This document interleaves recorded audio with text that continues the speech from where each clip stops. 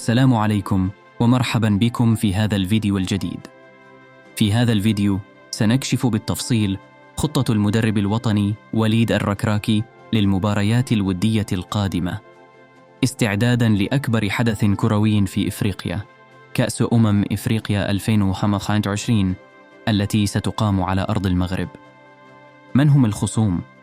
ما هي الأهداف؟ وهل نحن فعلا جاهزون للمنافسة على اللقب؟ خليكم معنا للنهاية. لماذا المباريات الودية مهمة؟ قبل ما ندخل في التفاصيل لازم نوضح أهمية المباريات الودية في مسار أي منتخب كبير. هي مش مجرد لقاءات تجريبية، بل فرصة لتجربة التشكيلات، اختبار اللاعبين الجدد، تصحيح الأخطاء، وبناء الانسجام داخل الفريق. والمدرب وليد الركراكي واعي تماما بهذه الأمور، خصوصا وأنه تلقى انتقادات بعد كأس العالم قطر 2022 وكأس إفريقيا الأخيرة للمحليين. جدول المباريات الوديات والرسمية حسب آخر المعلومات المؤكدة من الجامعة الملكية المغربية لكرة القدم والمصادر الإعلامية مثل لماتان وهسبريس، فالمنتخب المغربي سيخوض عدد من المباريات الودية والرسمية. المباريات الودية: يونيو 2025 مباراة ضد منتخب بنين، خصم متوسط لتجربة عناصر جديدة. نوفمبر 2025 مباريات ضد منتخبات قوية أبرزها نيجيريا وبوركينا فاسو. ديسمبر 2025 مباراتان نهائيتان قبل بداية كأس إفريقيا، من المنتظر أن تكون ضد منتخبات إفريقية مشاركة في البطولة.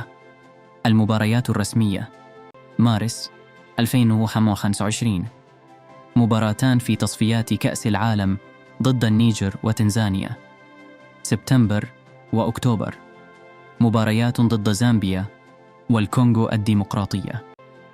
استراتيجية الركراكي الفنية: الركراكي لم يخف نواياه في آخر تصريحاته.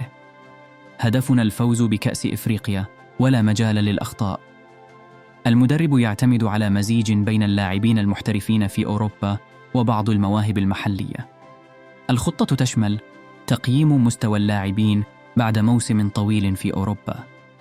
دمج بعض الأسماء الجديدة مثل شادي رياض وعبد الصمد الزلزولي بفعالية. التركيز على التنظيم الدفاعي والفعالية الهجومية، خصوصاً في غياب رأس حربة تقليدي. تحديات وحسابات: رغم هذه الخطة هناك تحديات كبيرة. الإصابات: عدة لاعبين أساسيين عانوا من إصابات هذا الموسم. الضغط الجماهيري: الجمهور المغربي يطالب بالتتويج. قوة المنافسين: منتخبات مثل السنغال، الجزائر، مصر ونيجيريا ستكون منافسة شرسة.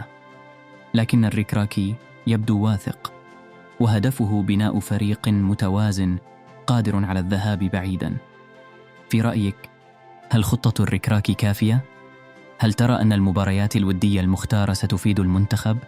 شاركنا رأيك في التعليقات، ولا تنسى الإعجاب بالفيديو والاشتراك في القناة ليصلك كل جديد حول أسود الأطلس وكأس إفريقيا 2025. إلى اللقاء في فيديو جديد.